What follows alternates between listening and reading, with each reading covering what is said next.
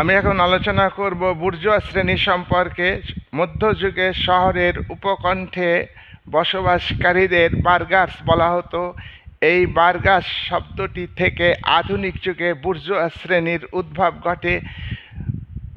মধ্যযুগের সামন্ততান্ত্রিক ব্যবস্থাতে ভূমিদাসদের মধ্যে একটি অংশ ব্যবসা বাণিজ্য শুরু করে এবং তারা উদীয়মান ধনিক বণিক শ্রেণীতে পরিণত হয়, ব্যবসায়ী শিল্পপতি মূলধনী শ্রেণীতে পরিণত হয়।